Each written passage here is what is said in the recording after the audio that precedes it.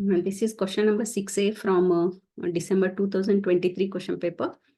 Question is, over-provisioning is the resilience on extra capacity to satisfy the needs of large community of users when average to peak demand, peak resource demand ratio is very high. Give an example of large-scale system using over-provisioning and discuss if the over-provisioning is sustainable in that case and justify your answer.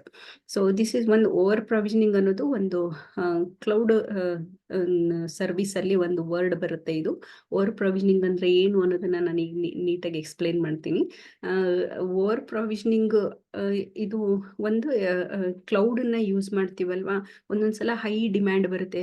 ಅಂದ್ರೆ ತುಂಬಾ ಜನ cloud ಅನ್ನ use ಮಾಡುವಾಗ ಅದರದ್ದು resources ಅಷ್ಟೇ ಇದ್ದು ತುಂಬಾ ಜನ ಅದನ್ನ ಆಕ್ಸೆಸ್ ಮಾಡಿದ್ರೆ ಸೊ ಅದನ್ನ ಹೇಗೆ ಅವರು ಪ್ರೊವೈಡ್ ಮಾಡ್ತಾರೆ, ಕ್ಲೌಡ್ ಅನ್ನ ಎಲ್ಲರಿಗೂ ಹೇಗೆ ಅದನ್ನ ಕೊಡ್ತಾರೆ. ಸಪೋಸ್ ಅದನ್ನು ಎಕ್ಸ್ಟ್ರಾ ಪ್ರೊವಿಷನ್ ಅನ್ನ ಕೊಟ್ರೆ ಅದು ಸಸ್ಟೈನಬಲ್ ಆಗುತ್ತಾ? ಸಪೋಸ್ ಸಸ್ಟೈನಬಲ್ ಆದ್ರೆ ಅದನ್ನ ನೀವು ಹೇಗೆ ಜಸ್ಟಿಫೈ ಮಾಡ್ತೀರಿ ಅನ್ನೋದು ಕ್ವಶನ್. ಸೊ ಈ ಕ್ವಶನ್ ತಿಳ್ಕೊಬೇಕು ಅಂತಂದ್ರೆ ಫಸ್ಟ್ ಓವರ್ ಪ್ರೊವಿಷನಿಂಗ್ ಅಂದ್ರೆ ಏನು ಅನ್ನೋದನ್ನ ತಿಳ್ಕೊಳ್ಳೋಣ. Over provisioning it is like, ಒಂದು ಎಕ್ಸಾಂಪಲ್ ಕೊಡ್ತೀನಿ ಕನ್ನಡದಲ್ಲಿ.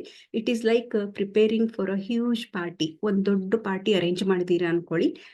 ಅದರಲ್ಲಿ ನಿಮ್ಗೆ you are not sure how many guest will show up. ನಿಮ್ಗೆ ಗೊತ್ತಿಲ್ಲ ಎಷ್ಟು ಜನ ಪಾರ್ಟಿಗೆ ಬರ್ತಾರೆ ಅಂತ ಗೊತ್ತಿಲ್ಲ. ಬಟ್ ನೀವು ಏನ್ ಮಾಡ್ಬೇಕು ಅಂತಂದ್ರೆ you should arrange enough food ಮತ್ತೆ ಡ್ರಿಂಕ್ಸ್ ಮತ್ತೆ ಸ್ಪೇಸ್. ಜನ ಜಾಸ್ತಿ ಬಂದ್ರೆ ಅವ್ರಿಗೆ ಅಕಾಮಿಡೇಟ್ ಮಾಡೋಕೆ ಸ್ಪೇಸ್ ಅನ್ನ ನೀವು ಪ್ರೊವೈಡ್ ಮಾಡಬೇಕು. You might buy more than you think you will need. ನಿಮ್ಗೆ ನೀವು ಏನ್ ಇಷ್ಟು ಜನ ಬರ್ತಾರೆ ಅನ್ಕೊಂಡು ನೀವು ಎಲ್ಲ ಫೆಸಿಲಿಟಿ ಪ್ರೊವೈಡ್ ಮಾಡಿರ್ತೀರಲ್ವಾ, ಅದಕ್ಕಿಂತ ಜಾಸ್ತಿ ಅರೇಂಜ್ ಮಾಡಿ ಇಟ್ಕೋಬೇಕು. ಯಾಕಂದ್ರೆ ನಿಮ್ಗೆ ಗೊತ್ತಿಲ್ಲ ಎಷ್ಟು ಜನ ಆ ಪಾರ್ಟಿಗೆ ಬರ್ತಾರೆ ಅಂತ. So it is similarly cloud providers ಏನಿದಾರಲ್ಲ, ದೇ ಯೂಸ್ ಓವರ್ ಪ್ರೊವಿಷನಿಂಗ್. ಇದು ಇನ್ನೇನಾಗಿ ಹೇಳಿದ್ನಲ್ಲ, ಪಾರ್ಟಿ ಹಾಲಿಗೆ ಇಷ್ಟು ಜನ ಬರ್ತಾರೆ ಅನ್ಕೊಂಡು ಅಷ್ಟೇ ಜನಕ್ಕೆ ನೀವು ಅರೇಂಜ್ ಮಾಡಬಾರ್ದು, ಸ್ವಲ್ಪ ಎಕ್ಸ್ಟ್ರಾ ಮಾಡಬೇಕು. ಯಾಕಂದ್ರೆ ನಿಮಗೆ ಗೊತ್ತಿಲ್ಲ ಎಕ್ಸ್ಟ್ರಾ ಬರ್ತಾರೋ ಅಥವಾ ನೀವು ಅನ್ಕೊಂಡಿದ್ಕಿಂತ ಕಡಿಮೆ ಬರ್ತಾರೋ ಅಂತ ಗೊತ್ತಿಲ್ಲ. ಎಕ್ಸ್ಟ್ರಾ ಯಾವಾಗ್ಲೂ ಮಾಡಿಟ್ಟಿರ್ಬೇಕು. ಅದನ್ನ ಓವರ್ ಪ್ರೊವಿಷನಿಂಗ್ ಅಂತಾರೆ ಕ್ಲೌಡ್ ಪ್ರೊವೈಡರ್ ಕೇಸಲ್ಲಿ. So cloud providers use over provisioning by having extra computers. ಅಲ್ಲಿ ಎಕ್ಸ್ಟ್ರಾ ಫುಡ್, ಎಕ್ಸ್ಟ್ರಾ ಡ್ರಿಂಕ್ಸ್ ಅನ್ನ ಇಡ್ತೀರಲ್ವಾ, ಈ ಕ್ಲೌಡ್ ಪ್ರೊವೈಡರ್ಸ್ ಏನ್ ಮಾಡ್ತಾರೆ, they will have extra computer servers, extra storage space and extra other resources ready for when lots of user need them at once. So ಎಲ್ಲರೂ ಒಟ್ಟಿಗೆ ಅದನ್ನ cloud ಅನ್ನ use ಮಾಡುವಾಗ ಅವರಿಗೆ ಇದನ್ನ ರೆಡಿ ಮಾಡಿ ಇಟ್ಕೋಬೇಕು. This ensures that even during busy time, like when many people are using platform at once, there is enough capacity to handle it smoothly. So enough capacity ಇರಬೇಕು. ಇದನ್ನ ಓವರ್ ಪ್ರೊವಿಷನಿಂಗ್ ಅಂತ ಹೇಳ್ತಾರೆ. ಇವಾಗ ನಿಮ್ಗೆ ಅರ್ಥ ಆಯ್ತು ಅನ್ಕೋತೀನಿ. However just like buying too much party stuff can be wasteful and costly. ಹಾಗೆ ಅಂತ ಹೇಳಿ ತುಂಬಾ ಜನ ಬರ್ತಾರೆ ಅಂತ ಹೇಳಿ ತುಂಬಾನೇ ನೀವು ಮೊದಲೇನೆ ಫುಡ್ ಅನ್ನ ಅರೇಂಜ್ ಮಾಡಿಟ್ರೆ it may become waste and it becomes costly even if not everyone show up. So ನಾವು ಅನ್ಕೊಂಡಷ್ಟು ಜನ ಬಂದಿಲ್ಲ ಅಂದ್ರೆ ಅದು ವೇಸ್ಟ್ ಆಗಿಬಿಡುತ್ತೆ, ಮತ್ತೆ ನಮ್ಗೆ ಪಾರ್ಟಿದು ಕಾಸ್ಟ್ ಜಾಸ್ತಿ ಆಗುತ್ತೆ. So over provisioning in cloud system can be expensive. ಈ ತರ ನಾನು ಮೊದಲೇ ರಿಸೋರ್ಸ್, ಕಂಪ್ಯೂಟರ್ಗಳನ್ನ, ಸರ್ವರ್ಗಳನ್ನ ಎಲ್ಲಾನ ಮೊದಲೇ ಅರೇಂಜ್ ಮಾಡಿಟ್ರೆ ಅವಾಗ ಏನಾಗುತ್ತೆ, so it becomes expensive. Cloud ಪ್ರೊವೈಡರ್ಸ್ಗೆ ಎಕ್ಸ್ಪೆನ್ಸ್ ಆಗುತ್ತೆ. Maintaining the extra capacity requires resource and money. ಒಂದಷ್ಟು ಸರ್ವರ್ಗಳು ಹಾಕಬೇಕು ಅಂತಂದ್ರೆ ಎಕ್ಸ್ಟ್ರಾ ಮನಿ ಬೇಕಾಗತ್ತೆ. And if the demand does not consistent reach peak values, ನಾವು ಅನ್ಕೊಂಡಷ್ಟು ಬಂದಿಲ್ಲ, ರೀಚ್ ಆಗಿಲ್ಲ ಅಂದ್ರೆ it may not be used efficiently. So cloud computing platform ಒಂದಷ್ಟು ಇರ್ತವೆ. ಯಾವ್ಯಾವುದು ಅಂದ್ರೆ including AWS, Amazon web service, Azure ಅಂತ ಬರುತ್ತೆ, ಗೂಗಲ್ ಕ್ಲೌಡ್ ಅಂತ ಬರುತ್ತೆ. Is an excellent illustration how over provisioning is commonly employed in large scale system. So ಅವ್ರು ಹೇಗೆ ಪ್ರೊವೈಡ್ ಮಾಡ್ತಾರೆ, ಈ ತರ ಒಂದೇ ಸಲಕ್ಕೆ ಹ್ಯೂಸ್ ಡಿಮ್ಯಾಂಡ್ ಬಂದ್ರೆ ಇವರು AWS, ಅಜೂರೆ, ಗೂಗಲ್ ಕ್ಲೌಡ್ ಅವರು ಹೇಗೆ ಇದನ್ನ ಪ್ರೊವಿಷನ್ ಮಾಡ್ತಾರೆ ಅನ್ನೋದನ್ನ ಈ ಕ್ವಶನ್ ಅಲ್ಲಿ ನೀವು ಆನ್ಸರ್ ಮಾಡಬೇಕು. ಸೊ ಓವರ್ ಪ್ರೊವಿಷನಿಂಗ್ ಅಂದ್ರೆ ಗೊತ್ತಾಯ್ತು ಅನ್ಕೊಳ್ತೀನಿ. So cloud computing platform is a large scale system. Correct? Cloud computing platform. It is a large scale system.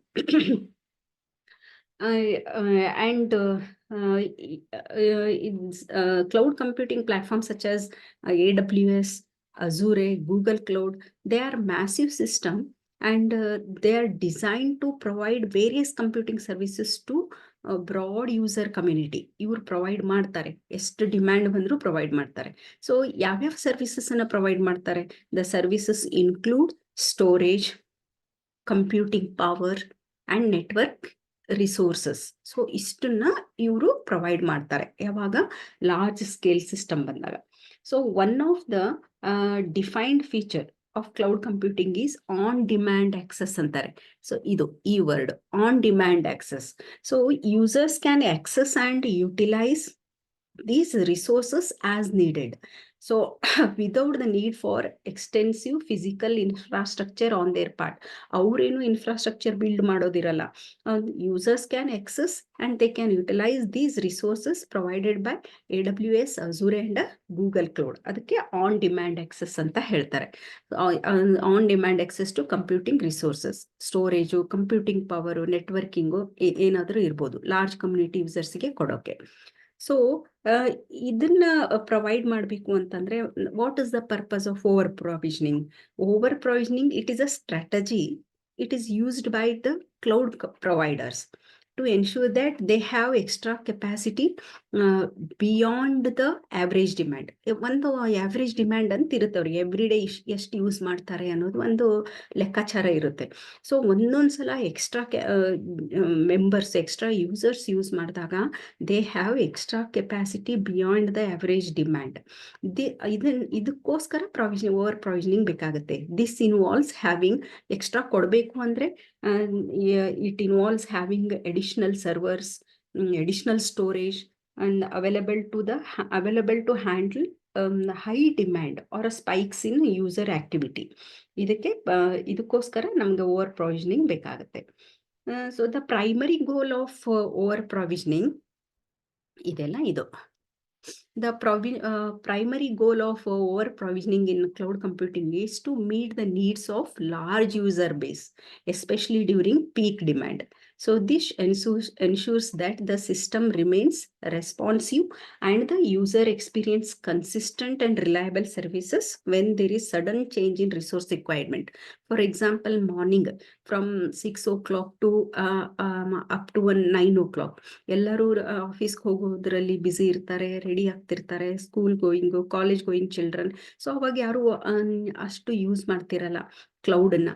So once they reach office ಅವಾಗ ಮೋಸ್ಟ್ಲಿ ಒಂದು 10 ಗಂಟೆಯಿಂದ ಸಾಯಂಕಾಲ 4 ಗಂಟೆವರೆಗೂ ಹೈ ಡಿಮ್ಯಾಂಡ್ ಬರ್ಬೋದು. Everyone start using the cloud. So ಅವಾಗ high ಆಗಿರುತ್ತೆ.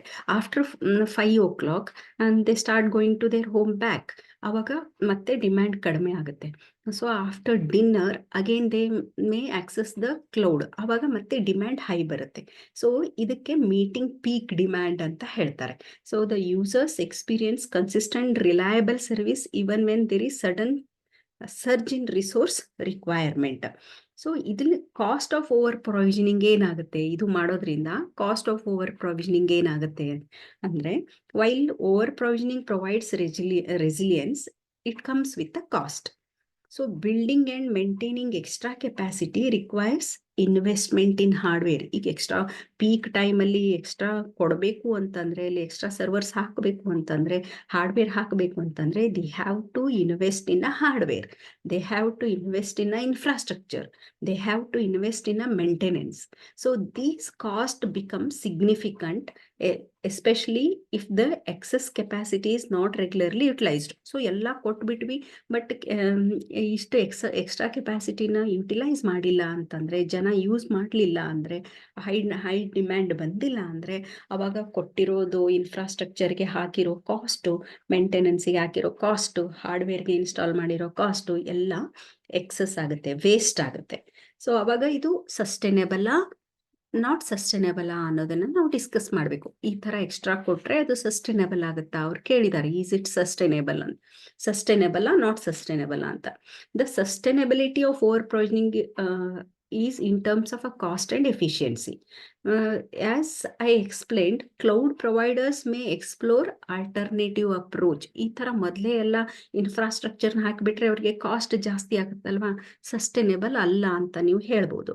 ಹಾಗಾದ್ರೆ cloud providers ಬೇರೆ ಆಲ್ಟರ್ನೇಟಿವ್ ಅಪ್ರೋಚನ್ನ ಚೂಸ್ ಮಾಡಬೇಕು. ಮೊದಲೇ ಎಲ್ಲ ಇನ್ಫ್ರಾಸ್ಟ್ರಕ್ಚರ್ನ ಹಾಕಿಡೋದಲ್ಲ, ಹೈ ಡಿಮ್ಯಾಂಡ್ ಬರುತ್ತೆ ಅಂತ ಮೊದಲೇ ಫುಡ್ ಪ್ರಿಪೇರ್ ಮಾಡೋದಲ್ಲ. So they should choose the alternative approach. So the two alternative approach for this over provisioning are elastic scaling and serverless computing. ಎರಡು ಬರುತ್ತೆ, ಇಲಾಸ್ಟಿಕ್ ಸ್ಕೇಲಿಂಗ್ ಅಂತ ಬರುತ್ತೆ, ಇನ್ನೊಂದು ಸರ್ವರ್ಲೆಸ್ ಕಂಪ್ಯೂಟರ್. ಇವೆರಡನ್ನು ನೀವು ಮೆನ್ಷನ್ ಮಾಡಬೇಕು, ಇಲಾಸ್ಟಿಕ್ ಸ್ಕೇಲಿಂಗ್ ಅಂಡ್ ಸರ್ವರ್ಲೆಸ್ ಕಂಪ್ಯೂಟರ್. ಇಲ್ಲಿ ತೋರಿಸ್ತೇನೆ.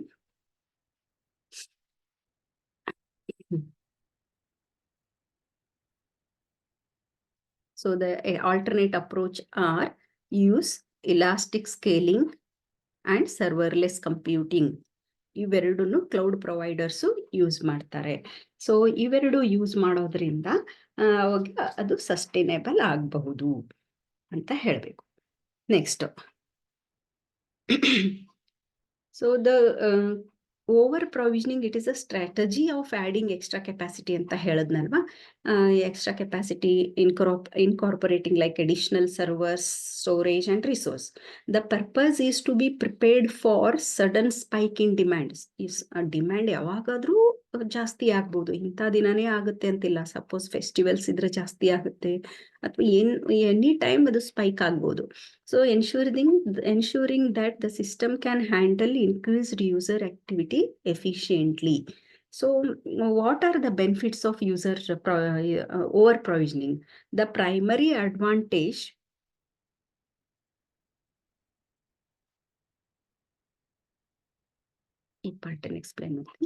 The primary advantage is that it helps ensure a system has enough capacity to meet user needs during the peak demand. So ಅದು ಪೀಕ್ ಡಿಮ್ಯಾಂಡ್ ಇರುವಾಗ ಯಾರು ಯೂಸರ್ಗೂ ಹಿಂಗೆ ಸಿಗದೆ ಇರೋ ಥರ ಆಗಬಾರ್ದು, ಎಲ್ಲರಿಗೂ ಸಿಗಬೇಕು. So the approach aim to maintain consistent level of service, preventing performance issues or outages when usage unexpectedly increases. So ಇದನ್ನ ಅವರು ಪ್ರೊವೈಡ್ ಮಾಡಬೇಕು. So while over provisioning provides resilience, it may not be always sustainable ಆಗದೇನೂ ಇರ್ಬೋದು. This is because building and maintaining the extra capacity becomes expensive. The hardware, energy, maintenance cost associated with all these unused resources contribute to the increased expenses. Avaga if demand does not reach peak level, demand ಬರಲಿಲ್ಲ, ನಾವು ಎಲ್ಲ ready ಮಾಡಿ ಇಟ್ಕೊಂಡಿದ್ದೀವಿ, if it not reaches the peak level, additional capacity might be under utilised, leading to inefficiency in resource utilisation. ಅವಾಗ ಇದು sustainable ಆಗಲ್ಲ ಅಂತ ಹೇಳಬೇಕು. Next, cloud providers recognises these challenges and they explore the alternative approach. ಅದು ಇದನ್ನೆಲ್ಲ ಅವರು study ಮಾಡಿ alternate ಅಪ್ರೋಚನ್ನು ಕೊಟ್ಟರು. ಯಾವುದು ಅಂತ ಆವಾಗಲೇ ಹೇಳಿದೆ, ಇಲಾಸ್ಟಿಕ್ ಸ್ಕೇಲಿಂಗ್ ಆ್ಯಂಡ್ ಸರ್ವರ್ಲೆಸ್ ಕಂಪ್ಯೂಟಿಂಗ್ ಅಂತ. ಸೊ ಈ ಥರ ನಾವು ಮೊದಲೇ ರೆಡಿ ಮಾಡಿ ಇಟ್ಕೊಂಡು ಕಾಸ್ಟ್ ಡಿಮ್ಯಾಂಡ್ ಬಂದಿಲ್ಲ ಅಂದರೆ ಅದು ಕಾಸ್ಟ್ ಜಾಸ್ತಿ ಆಗುತ್ತೆ, ಅದಕ್ಕೆ ಇದು ಸಸ್ಟೈನೇಬಲ್ ಆಗಲ್ಲ. ಹಾಗಾದರೆ ಸಸ್ಟೈನೇಬಲ್ ಮಾಡಬೇಕು ಅಂತಂದರೆ ಕ್ಲೌಡ್ ಪ್ರೊವೈಡರ್ಸು ಎರಡು ಆಲ್ಟರ್ನೇಟಿವ್ ಮೆಥಡ್ ಯೂಸ್ ಮಾಡ್ತಾರೆ. ಸಸ್ಟೈನೇಬಲ್ ಮಾಡೋಕ್ಕೆ ಅವರು ಇಲಾಸ್ಟಿಕ್ ಸ್ಕೇಲಿಂಗ್ ಯೂಸ್ ಮಾಡ್ತಾರೆ, ಸರ್ವರ್ಲೆಸ್ ಕಂಪ್ಯೂಟಿಂಗ್ ಯೂಸ್ ಮಾಡ್ತಾರೆ. ಸೊ ಇಲಾಸ್ಟಿಕ್ ಸ್ಕೇಲಿಂಗ್ ಅಂದ್ರೆ ಏನು? This involves dynamically adjusting the resources based on the demand.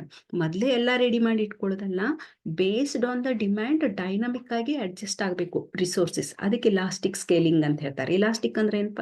ಎಳೆಯೋದಂದ್ರೆ ನಮ್ಗೆ ಬೇಕು ಅಂದಾಗ ಎಳೆಯೋದು, ಬೇಡ ಅಂದಾಗ ಬಿಡೋದು, ಅದಕ್ಕೆ ಇಲಾಸ್ಟಿಸಿಟಿ ಅಂತೀವಲ್ಲ. ಸೊ ಇದು dynamically adjusting the resources based on the ಡಿಮ್ಯಾಂಡ್ಗೆ ಇಲಾಸ್ಟಿಕ್ ಸ್ಕೇಲಿಂಗ್ ಅಂತಾರೆ.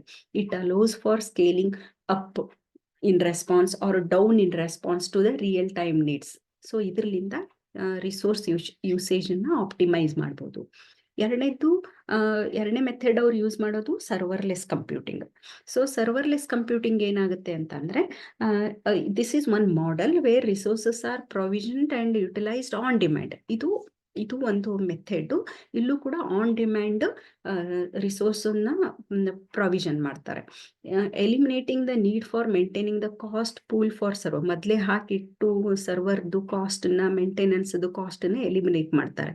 This can be more cost effective and efficient. So ಇವೆರಡು ಮೆಥಡ್ ಇಂದ ಕಾಸ್ಟ್ ಎಫೆಕ್ಟಿವ್ ಆಗುತ್ತೆ ಮತ್ತೆ ಎಫಿಷಿಯಂಟ್ ಮೆಥಡ್ ಆಗುತ್ತೆ. Okay, next last paragraph. So the cloud elasticity ಏನಿದೆ ಅಲ್ಲ, it is like assume there is it is like having a magical system. It adjust the computing power, it adjusts the virtual machines, it adjusts the resources available to in cloud based on your needs at any given time. ಅದನ್ನ cloud elasticity ಅಂತ ಹೇಳ್ತೀವಿ. So cloud providers like AWS, Azure and Google Cloud, they have a smart system. They automatically provide or they automatically take away the resources. It is like having a adaptive toolbox that grows or a shrink ಆ ಥರ ಆಗುತ್ತೆ. So right sizing resources use ಮಾಡ್ತಾರೆ. So imagine you have an application to run in a cloud.